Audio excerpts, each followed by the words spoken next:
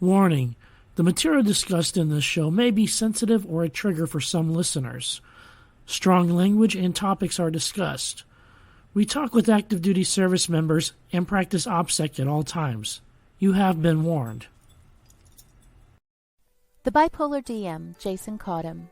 His show talks about Dungeons and Dragons, indie writing, and living with a mental illness, in particular bipolar disorder, borderline disorder, and major depression, among other diagnoses. Check us out right here on Saturdays, 7 p.m. Eastern, also on WLFE-DB.com, and wherever else you listen to podcasts. So take a seat, sit back, and get ready for the Bipolar DM. Welcome to the Bipolar DM broadcast. My name is Jason. I am your host. This is a show about Dungeons and Dragons, indie writing, and living with a mental illness, in particular bipolar disorder, borderline personality disorder, and major depression, among other diagnoses. If you want to get a hold of us, you can contact me by email at thebipolardm@gmail.com or visit my webpage, www.thebipolardm.com. There you'll find previous episodes of my podcast as well as my blog and resources for indie writing, Dungeons & Dragons, and mental illness. If you're a fan of Facebook, we do have a Facebook page for the show. The handle is at BipolarDM.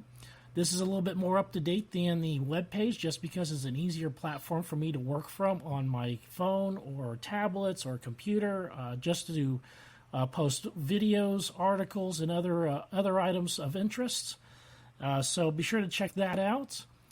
If you're a fan of the show and would like to join our group page, we do have a group page on Facebook. The name is The Bipolar DM Nation.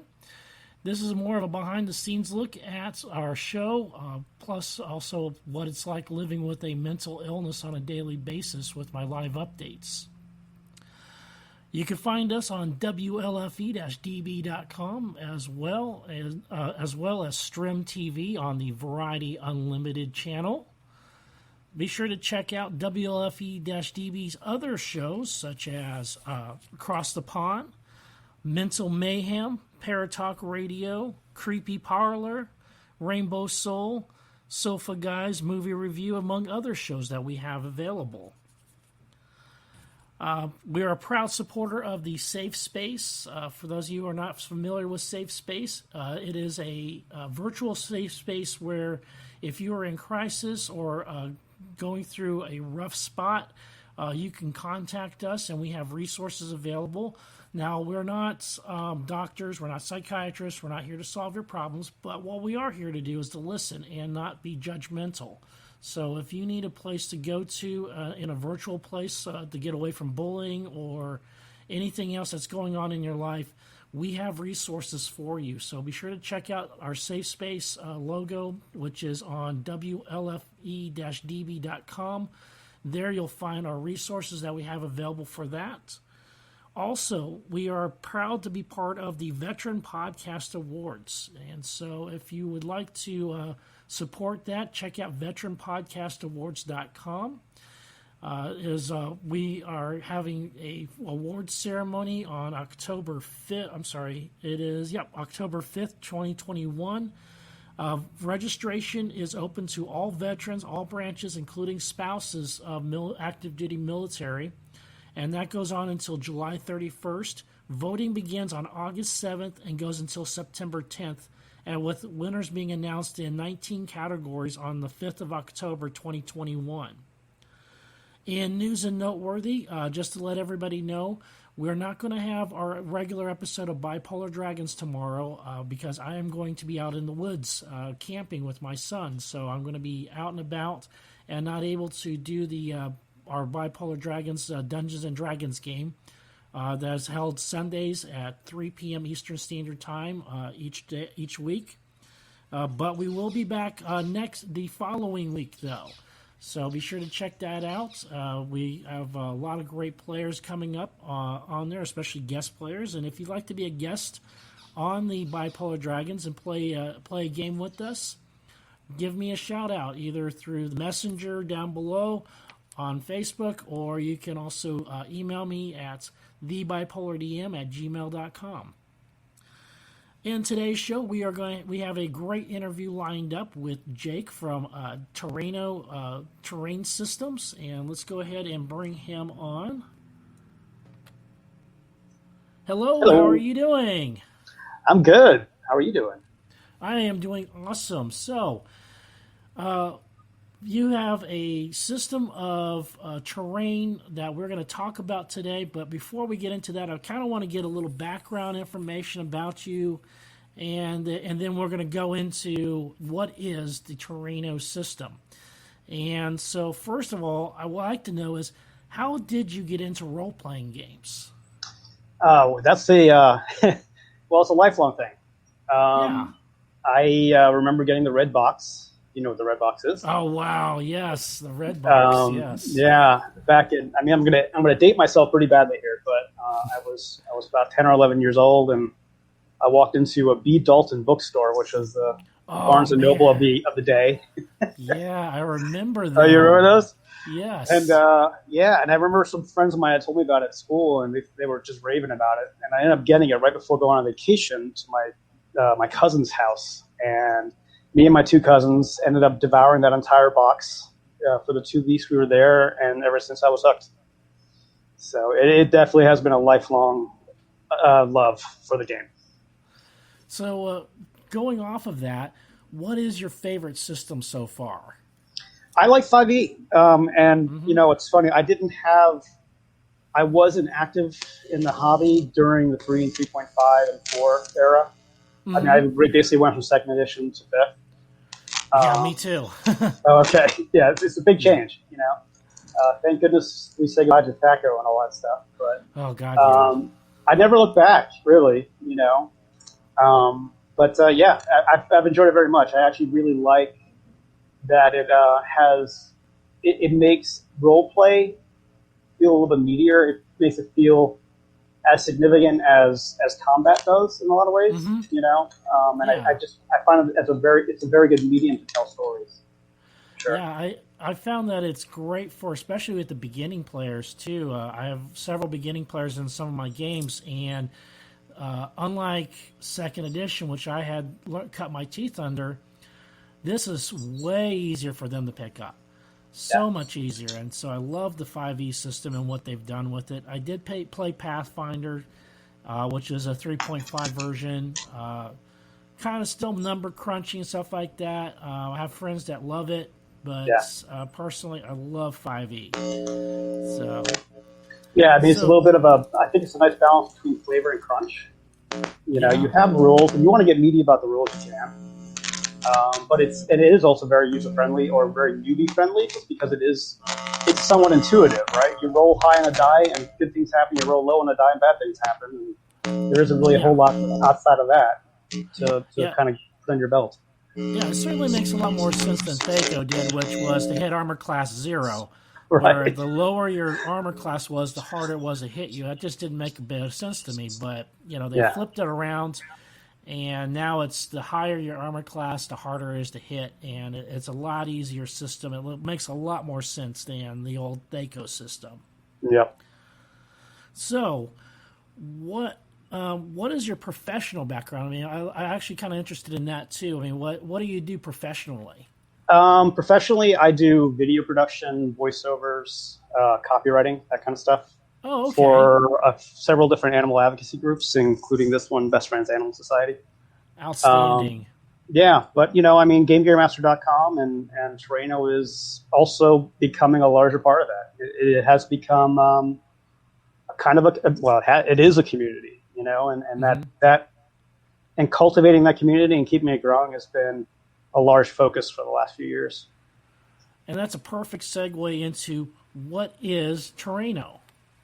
Well, Terraino is my answer to the fact that most three-dimensional modular terrain is kind of expensive. Just because it's injection molded plastic, and the minute you have to make a die to make plastic, and you have to put that plastic in an envelope and send it to somebody, it's just going to cost money. And I was, you know, when I started developing the system, I didn't have 2 pennies to rub together. So, but I really wanted to play, and I really wanted to entice my players. I'm also kind of lazy. Like, I don't like spending a lot of time on something. I like building Yeah. things once and then using for a long time. So a modular system just made sense. And I started out using systems like DM Scotty's 2.5D tiles, which are great.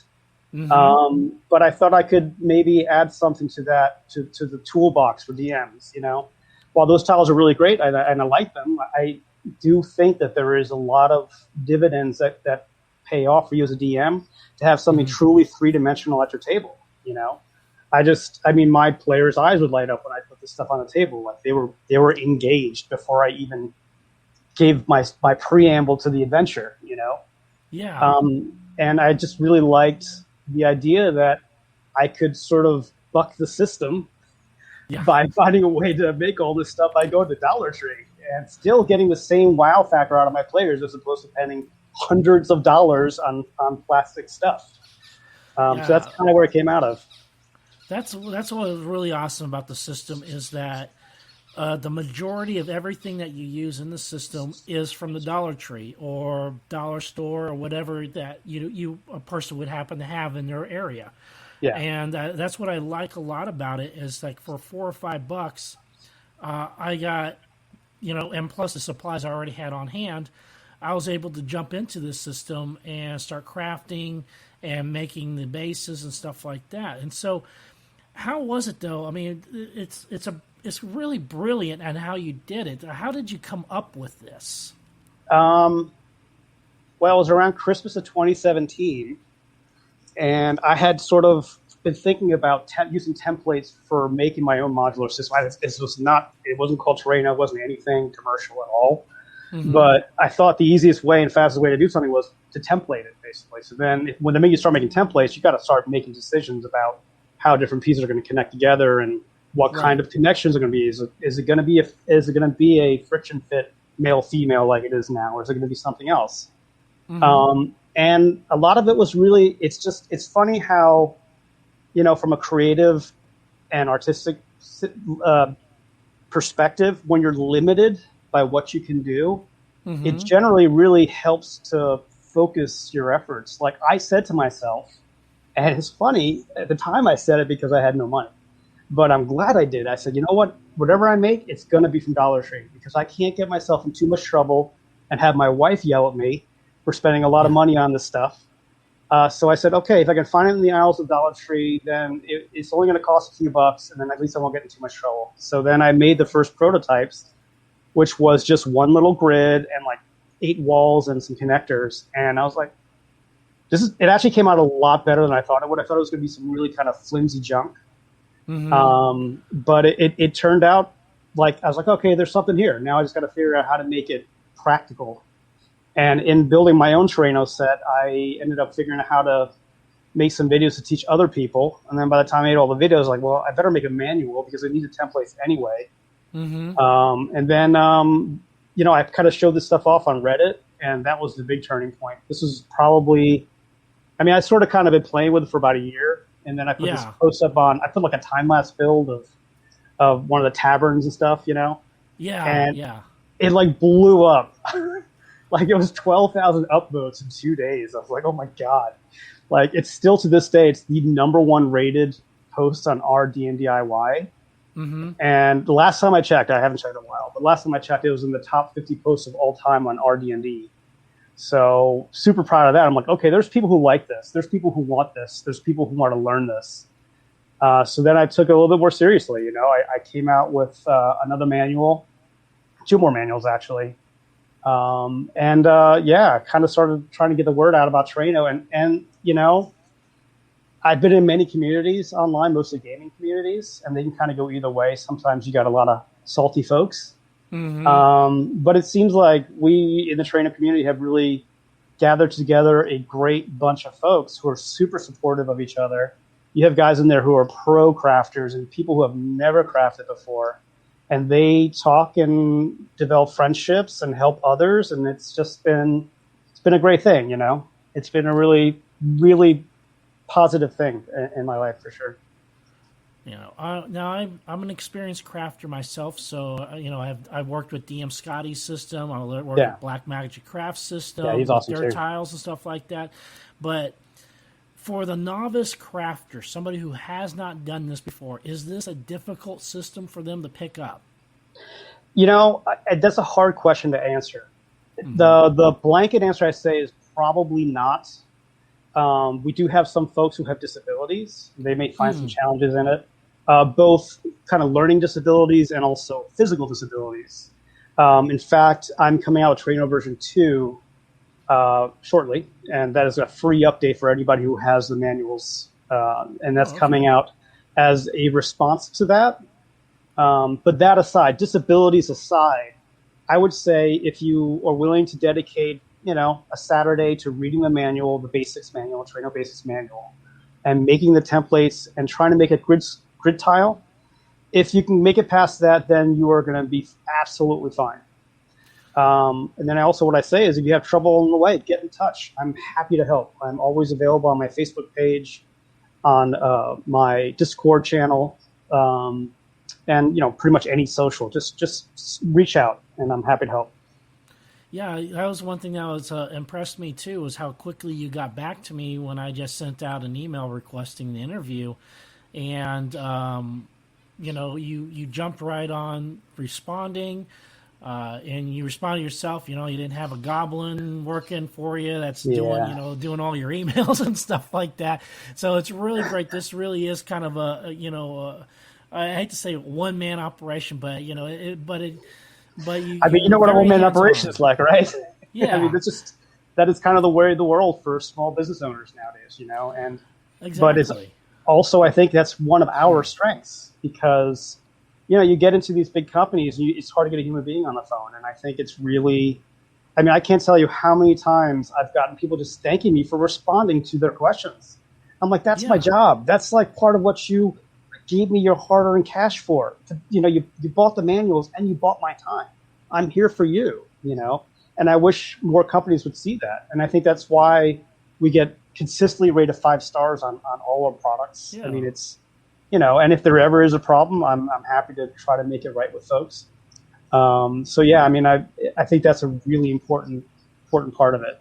And people mirror that too, like I'm helpful to others and they're helpful to new Terraino builders. And it's great. It just sort of trickles down. Yeah, one thing that I liked a lot too was the affordability of the manuals. I went ahead, I bought the bundle pack where you had everything all together, and they were at a discounted rate.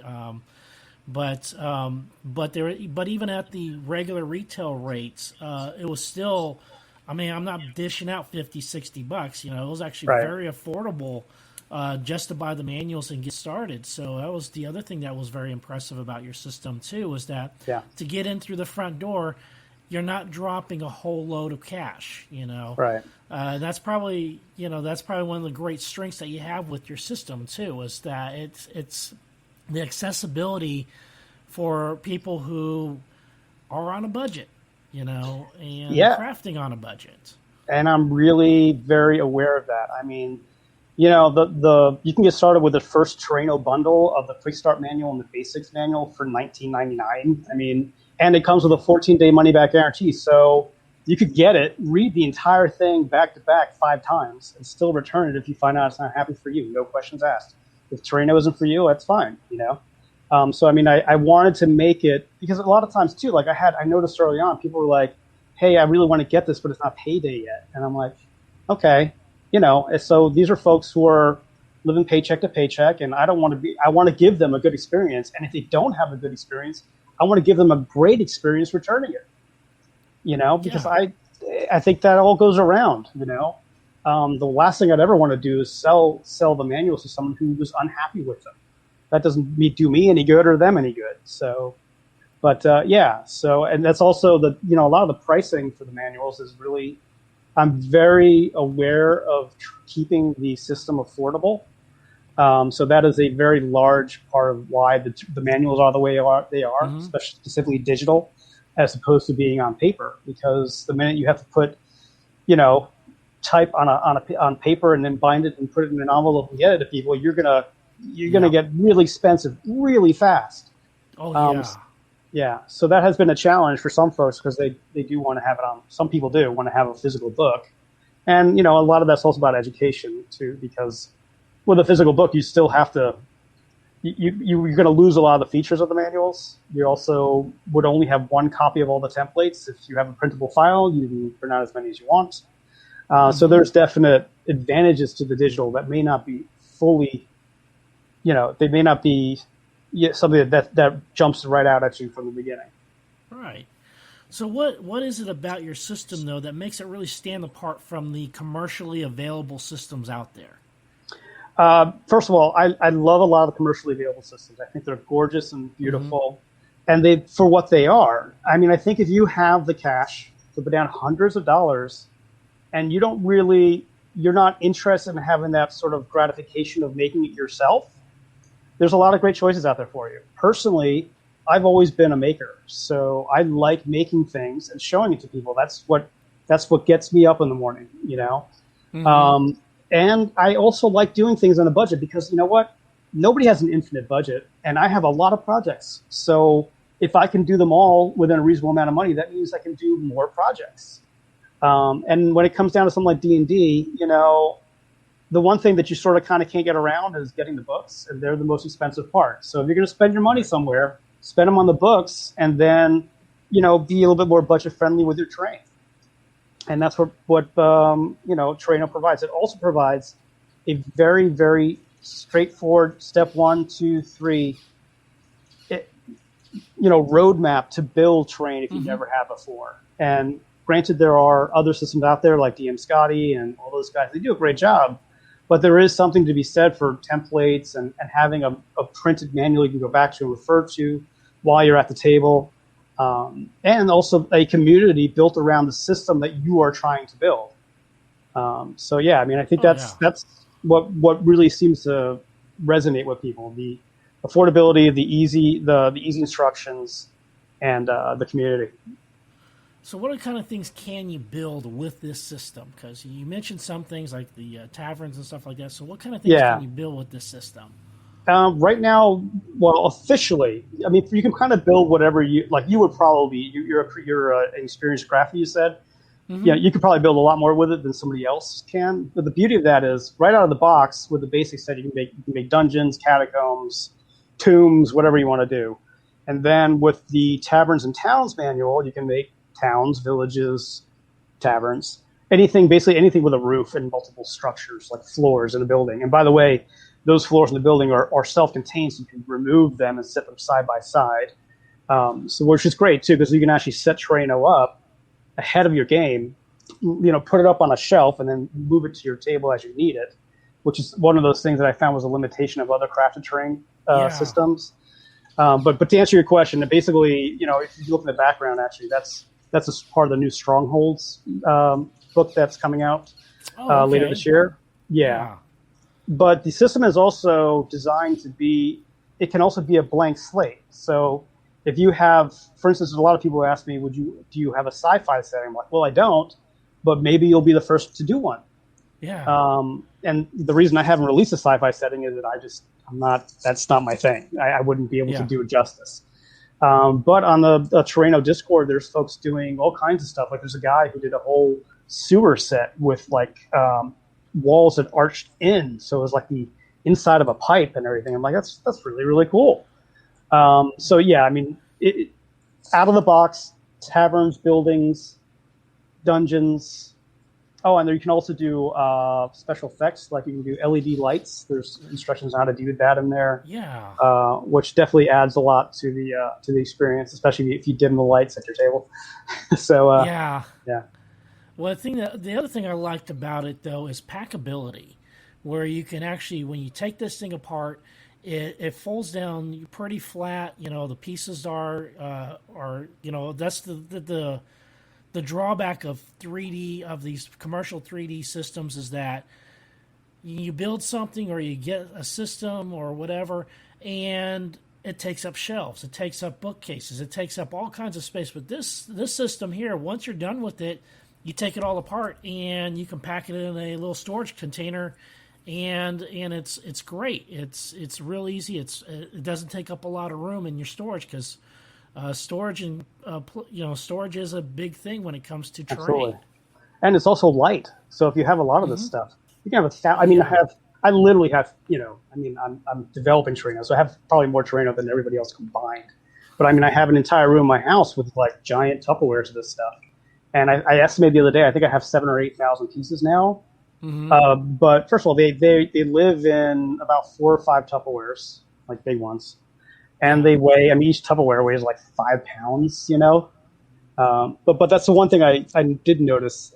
Some of the systems, what they'll do is the 3D systems, that off the shelf stuff, they'll have a wall attached to a floor. So you have this L piece.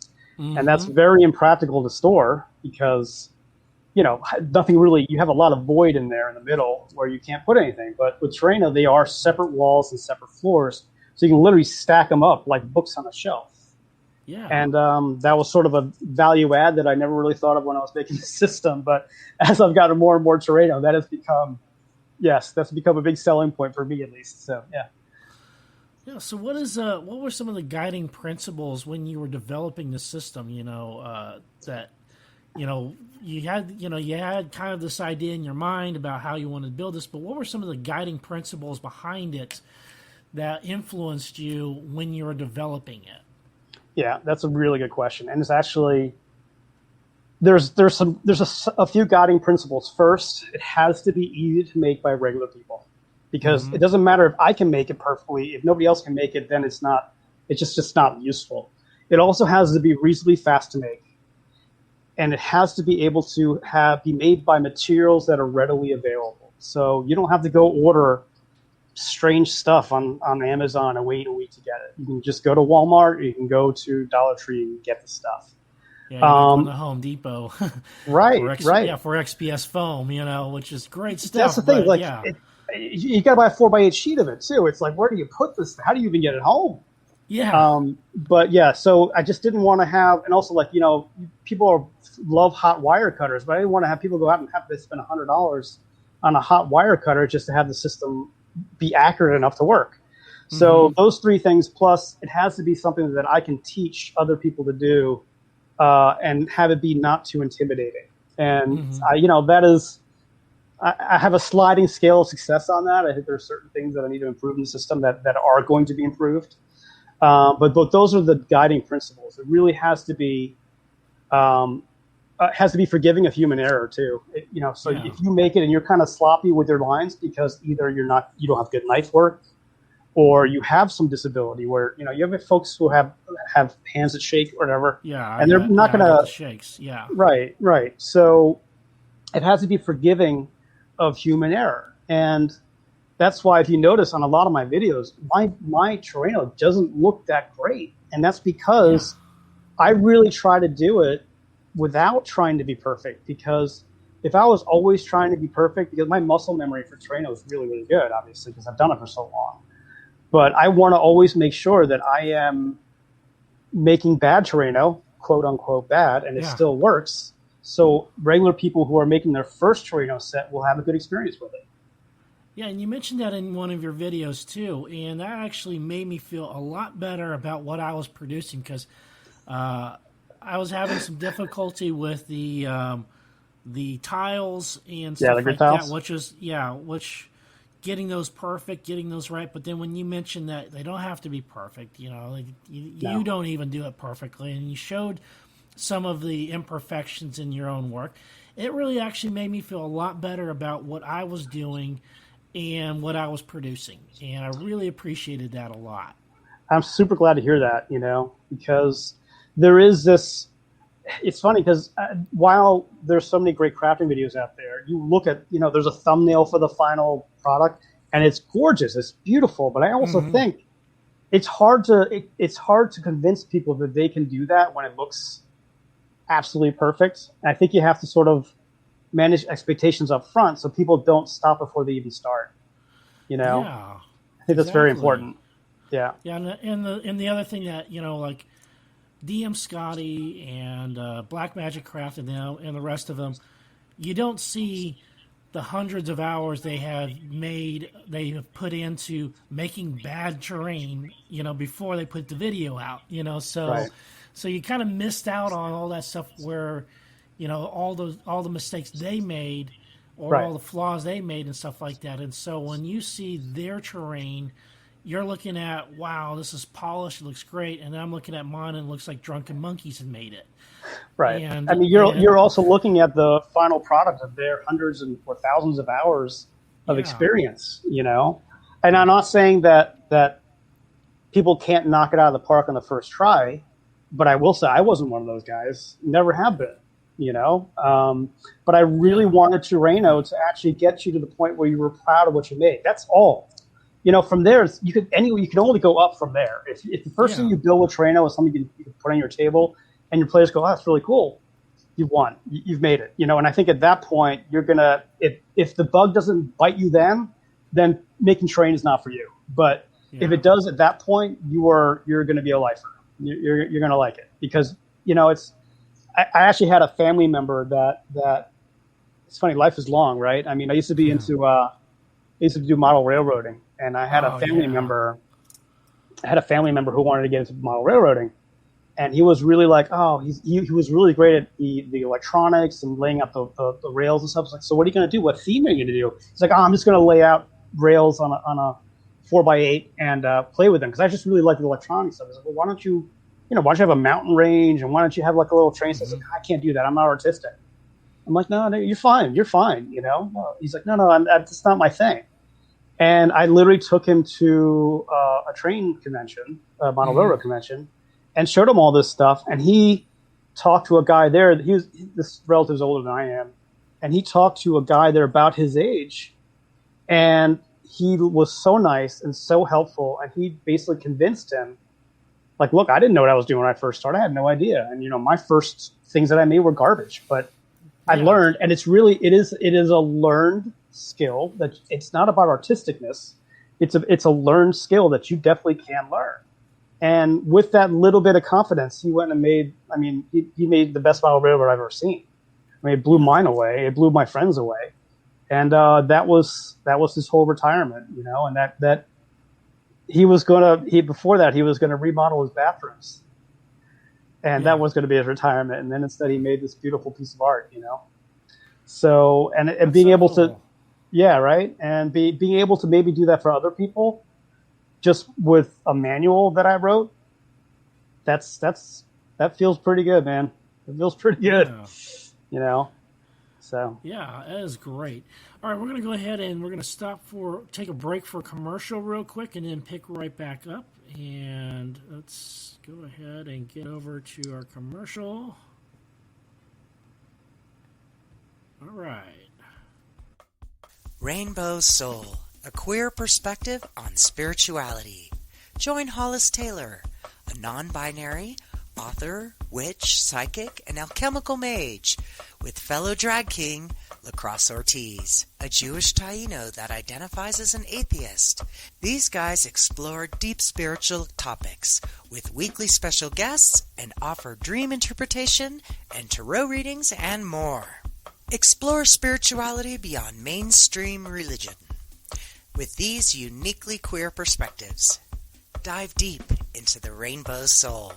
A live discussion on Sundays, 5 p.m. Pacific, 6 p.m. Mountain, 7 p.m. Central, 8 p.m. Eastern Time on Sundays. Just hashtag Rainbow Soul Vodcast on YouTube, Facebook, Twitch, and more. Hashtag Rainbow Soul Vodcast. Featured on the LGBTQ Friends channel, the WLFE DB Network.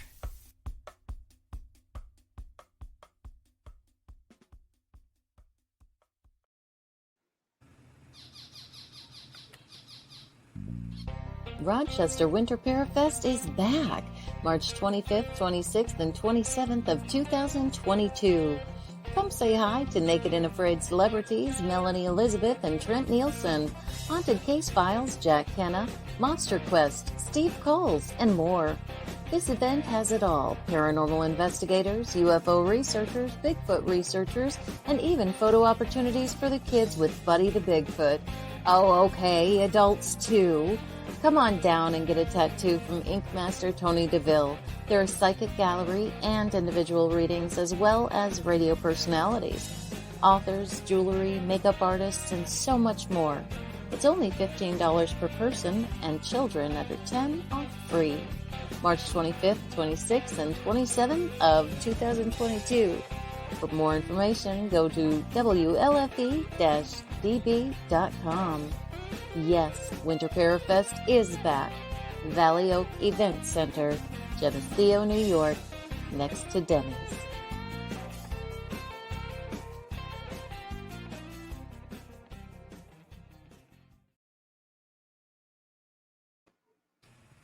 All right, welcome back. For those of you that might just be joining us, we are on the line here with Jake, who developed the Terraino system, 3D terrain system.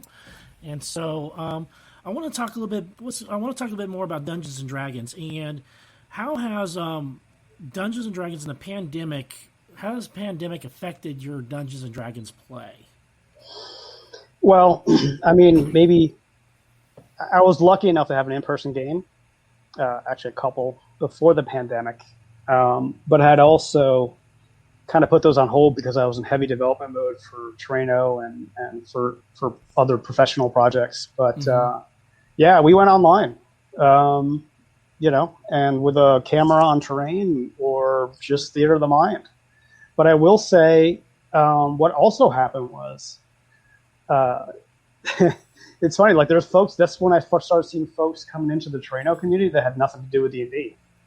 They were just making terrain for other things. And they're like they were doing it with their kids, So it was kind of like, it was funny, like, I know I keep going back to Terraino, but that's kind of my D&D life. So, yeah. But like they would come in and because there was an activity they could do safely at home with their kids, which I thought was pretty cool. But as for my games, for my Dungeons and Dragons games, yeah, they became all over Facebook Messenger and Zoom and all those kind of fun things. Yeah. But it was nice too, though, because everybody was sort of on an even playing field in some ways. Because in the past, we'd have some folks in person and some folks remote, kind of with a camera propped up so they could see what's going on. With them, everybody was in the same boat, and it was fun for me as a DM because I was able to do things like I would take myself off the camera and share my screen, and I was able to put stuff up on the screen like pictures of NPCs or like letters they got and stuff, and it sort of changed the dynamic a little bit, which was fun for me, and hopefully fun for my players. I think it was. So yeah, it was good. It was good. I mean, as you know, I'm generally a homebody anyway, so the pandemic didn't make a whole lot of difference in my life. That's sad to say, I guess, but since my professional life is mostly online too, most of my clients are all over the country. Well, all my clients are all over the country. I'm always online anyway. But yeah, I mean, it was fine. It was fine. We kind of had some different themes going on in our games. Did a lot about wilderness types of scenarios and try to fill that need. Yeah, so what were some of the advantages, though, of going online and stuff like that? Because I found a couple of advantages myself when I was forced to go online because we couldn't do our in-person games at the comic book store anymore. So what are some of the things that you found actually played off a lot better going online? I don't know if we've ever read up on the history of D&D and Gary Gygax and his thoughts on the game early on. He always was of the mind that the DM should be hidden from the players, because the DM is just the voice. He's like the Greek chorus for the characters, right? It's not about the DM; it's about the voices coming through the DM for the players. Yeah. So for a while when we were playing, I didn't have my face up. I only had my players' face, so I could see them, but they couldn't see me. And for me, that was great. It actually made it so I could just sort of stand back and watch them a lot, because I would just sometimes be silent for a long time, and I would not start engaging them, even if there was a little silence somewhere. So they would kind of keep doing their thing. And it also let me behind the scenes do shenanigans, like trying to figure out what I was going to do next and whatever. And, fudge a roll here or two, because, I mean, never let a bad roll get in the way of a good story. Yeah, exactly. Right. So, I mean, I think the experience there was good. It was a different way of playing. It's not like you have to have a poker face on. in certain situations. Yeah, it was kind of neat. I liked it, actually. I did. I thought it was kind of cool. Yeah, one of the things I found was scheduling became so much easier Oh, because well, you didn't yeah. have to take You into don't have free account. time. Yeah, well, you have free time, but also you didn't have commute time That's because true. I had people that were driving 20, 30 minutes to get to the game, and so scheduling became a lot easier when, hey, we got to be here at this time online. Right. 5 minutes before you jump on, and Yep. you don't even have to put pants on or anything like that, so. So found scheduling to be a lot easier, and then as players began to move out of state and stuff like that, we were able to keep the game going without any hiccups. That that's what happened to us, normally, normally if we had been just doing an in-person game, when those players had moved out of state, that would have been it. Then we'd be Right. scrambling to find somebody else to replace them. And so scheduling became a lot easier. With doing, because of the pandemic. However, I do miss the in-person games a lot. Yeah, me too. I miss, it's not impossible to do the socialization. It's not impossible to do the fellowship online, but you got to work at it a little bit more and be a little bit more crafty in how you pull it off, I find. Yeah. I mean, I ran a different type of game, too. Like, I ran a game that wouldn't, like I said, with Terraino and with other terrain and other battle mats and stuff, like I really ran a campaign that didn't really need all that stuff. Yeah. I mean, I ran a campaign where they were jumping through time, so there's a lot of locations that happen very quickly. Oh, wow. And that's just impractical for terrain, really, and so the encounters became very much less about positioning and more about maybe talking it out, maybe avoiding the encounter altogether, and having encounters that were very odd, as strange encounters that would engage the players more. So they weren't really worried about who's 5 feet away from who or whatever else. They were super engaged in the altercation because it was such a strange one, But the in-person, I did miss the pageantry of it.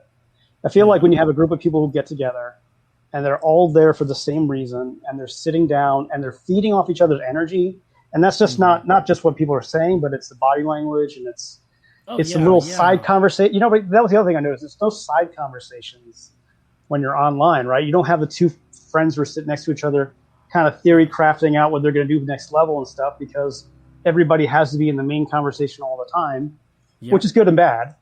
So I missed that a little bit. I also do miss the snacks that people will bring.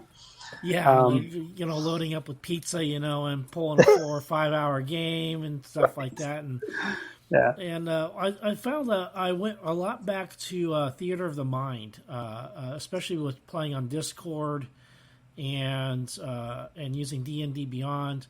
That I went back to the roots of Dungeons and Dragons, of Theater of the Mind, and it's just recently that I dug out my terrain system and got another camera, and a camera mount that looks down on the terrain, and got back into doing that again, and it's definitely been a plus to the game, especially when we're coming into combat and stuff like that. But it really worked my skills and worked my muscles, though, that I had get a little lax with working Theater of the Mind. And so that's one of the things I found with the pandemic and going online. I really had to work at that. I had to work at my descriptions and work at my making the story and being my storytelling craft. Had to really work at that a lot. Yeah. And I mean, Theater of the Mind is great because it also makes you as a DM have to sort of solidify things, and it gets you used to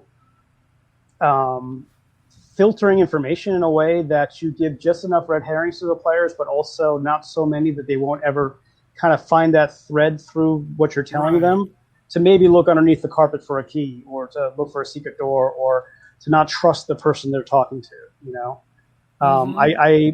but then again, that's one of those things that I always I'm one of those guys. Like I really like the idea of it's like the clockmaker kind of way of being a DM. Like, all the pieces, you set them all up, and you wind the clock, and you let it kind of run out, kind of deal. Mm-hmm. So when I have to describe a character, I generally know them, so it's pretty easy for me to do that. So then it becomes, what do I reveal to the players, and what do I not reveal to the players? Mm-hmm.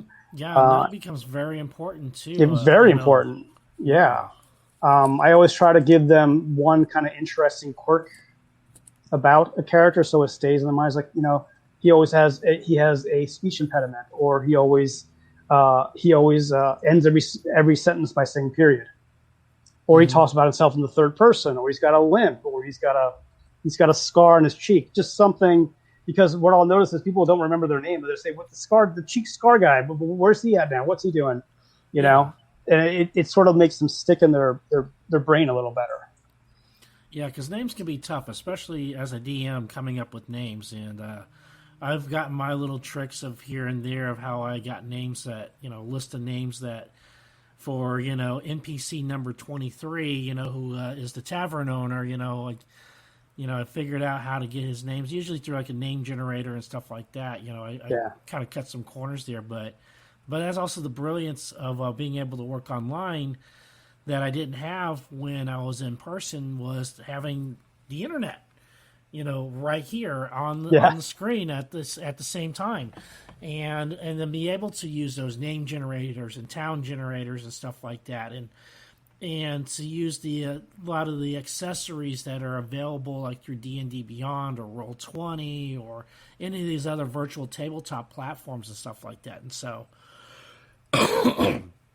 I found that one of the boons that I got was being able to have access to the internet. Now, if I go back to playing in person, I'm like, I don't know if I'm going to be able to. I'm going to be kind of spoiled, having access to the internet, and then suddenly not.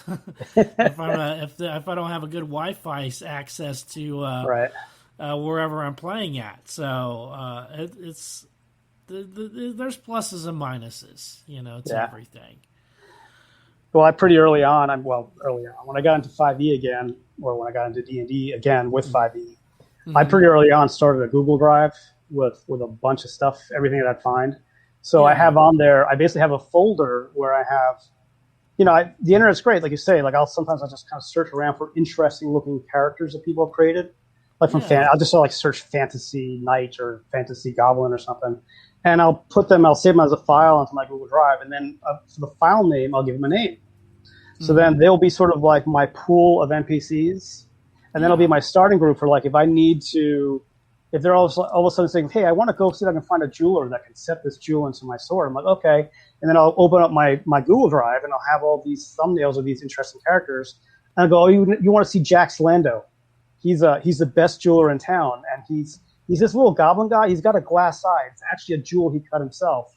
And then I'll have all this stuff because I'm looking at the picture of him, right? And what I like about that is, instead of, I could theoretically show them the picture that I have, but I think there is some value in me describing the picture to them and then having them create their own mental image of him. Oh, yeah, exactly. Yeah. Because I used to actually show the pictures, and I had one unintended consequence that I did not think about. There was a character that I had made, and it was like a huge, he was a big baggy evil guy in my campaign. His name was Sard. And it turned out that he was a dude from Warhammer that everybody knew that I didn't know. Oh. So if I had just described him as opposed to showing the picture, it would not have pulled them out of the fiction. You know what I mean? So it was good for me to have it, but it was bad for the players to see it. And that was a good lesson to learn, for sure. Oh, yeah. I got many of those lessons. How about I got a good one here, a good question here. What was, DM or games go off the rails all the time. What is your best or most standout memory of when a game went off the rails because of what the players did? Yeah. Okay. So I wanted to start out this campaign with a bang, and I thought, okay, what's the best way to do that? Let's shipwreck them. They have no stuff. They have nothing. And then I was like, I'm just going to put it. It's going to be like the intro to the campaign, so they can kind of get the flavor of the world, right? Okay, so the idea was they were going to get shipwrecked. First of all, it was a giant turtle came and hit the side of the boat. They got shipwrecked. It was sort of like, did you ever watch a show Lost? Yeah. It was kind of like do that in D&D. So like they got there and they realized there's dinosaurs in the woods, and then there's this one cove with this one little boat with a pirate ship flag on it, and there was steps leading up to the top. And the idea was they were going to go up to the top and they were going to meet this dude who was going to tell them about something about this big bad evil guy. It doesn't really matter. But they literally spent 3-4 hour sessions over 3 weeks just on the beach because they were so terrified to go into the woods because they're like, what is going on? So it became this whole thing it became a survival game. It like literally became about them finding food, making fishing rods, hunting, and having watches at night, slowly creeping into the forest. It wasn't until the third, and then by the time they did go up the stairs to the guy, I'm like, okay, well, they really want to spend time here. Let's put a dungeon in the middle. So then the staircase came up to be, it was originally supposed to be like this little encounter with these goblins who were playing pirates, like that little ship, those little rowboat, they were playing pirates. The goblins, they don't really know. But it became this whole thing. Like there was a whole ecosystem on this island. There became something called the Allfather, which is basically like this Godzilla creature that gets awoken when the balance of good and evil in the world is thrown into tumult. And that was going to be all this kind of stuff. But basically, they spent the first 3 sessions on the beach and then like the next 6 months on that island. And it was supposed to just be the introduction to the entire campaign. So, yeah. But it was a fun thing. Like, so many cool things happened with that I would never have thought to do. Like, also, there was a guy that they really fell in love with, the first mate on the ship, who was a throwaway random character. His name was Percy. They loved this guy. I don't remember why, but he was sort of like the voice of reason because a lot of the players were acting like players do, like crazy people. Yeah. So what I did was, when they got up to the top, they finally got into the dungeon. They had left Percy to stay with all the people because there were regular civilians on the boat too. Really like that Lost kind of a vibe, that show Lost kind of vibe. So they get up there and they come along a line of jail cells, and they notice in the first one they recognize a couple of people from their ship. Like, oh wow, that's that and that person. So they rescue them, and it was getting towards the end of the night. I'm like, okay, let's throw a zinger. So they get to the last jail cell and they see that Percy's in there, and they're like, wait a minute, we left Percy on the beach.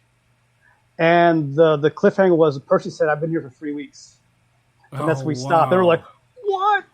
Yeah, so I turned the Percy on the street into a doppelganger. And while they were gone, he went and started assassinating all the people on the beach and stealing all the crap. Yeah, so they were flipping out, trying to get back to the beach because they knew something was really, really wrong. Yeah. So then I put stuff in front of them, and it became a whole thing. And then they started chasing this guy. They started calling him a Man in Black. And he turned out he was part of this mystic brotherhood that was trying to kill the Allfather, that Godzilla creature. So it became this whole thing that never would have happened if it wasn't for my players being really, really gun shy. Yeah. It's amazing. That's probably one of the biggest skills I learned is to throw away the notes when things go off the rails and to improvise with the players, and make it up as I go along. And it's amazing where a storyline will go without even thinking about it or even, without even coming up with the ideas. The stuff that players will come up with makes for great Dungeons and Dragons when you can throw the notes away and just go with it and to improvise and to be able to think on your feet. And I like what President Eisenhower, then General Eisenhower, had said, which was it's a good line. Which was I believe how did it go? It was plans barely survive meeting the enemy or something. No, that was the other one, which is it was like something about don't make a plan, but you can't plan for success, but you can't have success without planning or something along those lines. Right. Basically, it does go. Your plans go right out the window at first contact with the enemy, but you got to have planning if you want to be successful. And so, going off of that, it was, really great to learn how to improvise and adapt as a dungeon master. And I think that's probably one of the best skills to learn as a DM, is to be able to do that, because players, they're not running on a script. They don't have plans.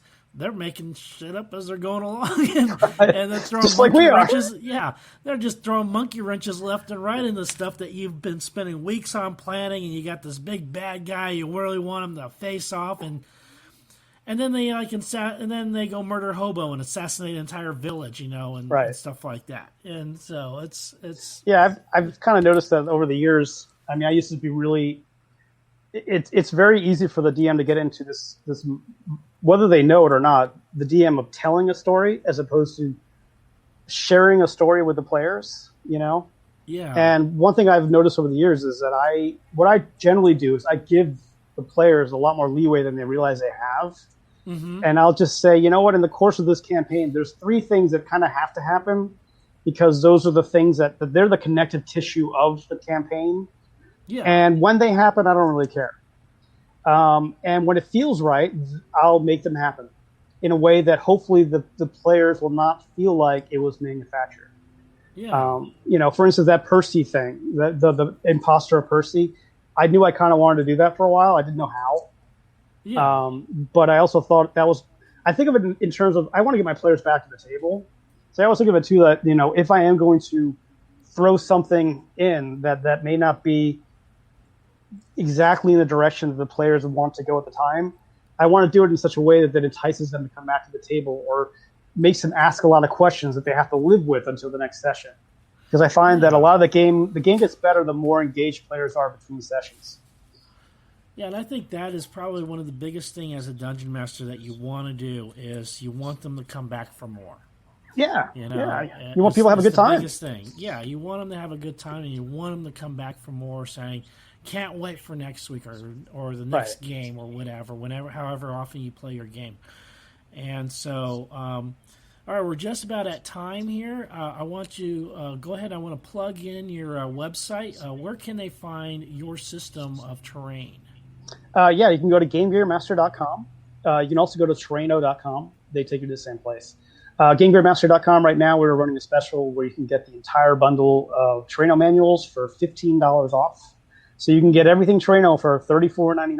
Or if that's a little bit too much for you in the beginning, $19.99 will get you the basics bundle. Yeah. Outstanding. Well, thank you so much for coming on. I'm going to go ahead and put you in the back and thanks. Well, thanks for having me. Close this up. So thank you so much. All right, and that is going to be it for today. I want to thank everybody who showed up and watched with us, tuning in to the Bipolar DM show. You can watch us live on Saturdays, 7 p.m. Eastern Standard Time, here on WLFE-DB.com, on Strim TV, on Variety Unlimited, as well as Facebook Live at Bipolar DM. Or if you do a search for the Bipolar DM show on YouTube, you can find us there.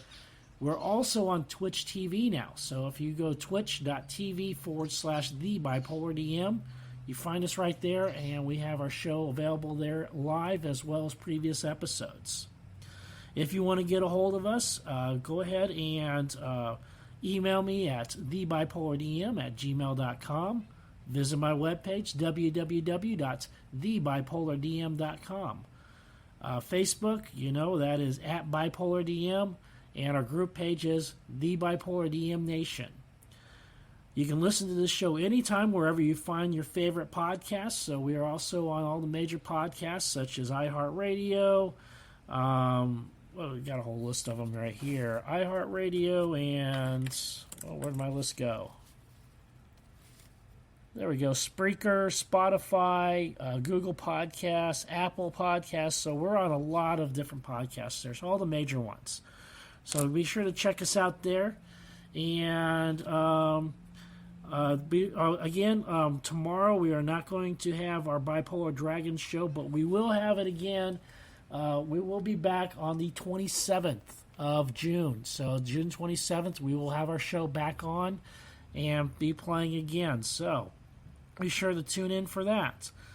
Thank you again for tuning in to the Bipolar DM show. And remember, everybody, take your meds.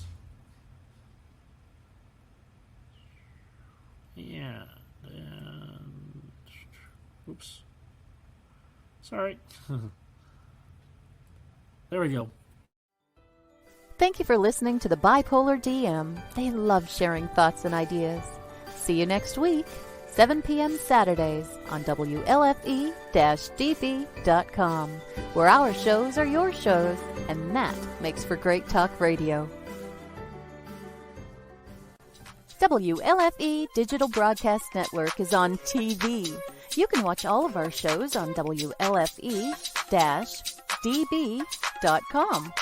Check out our channels: Paranormal View for all of your paranormal type shows, LGBTQ Friends for all of our LGBTQ shows, Variety Unlimited for all other shows. It runs 24/7 right on WLFE-DB.com. You'll even catch the lives, all in one place. Never miss an episode, past or future. WLFE-DB.com, where our shows are your shows.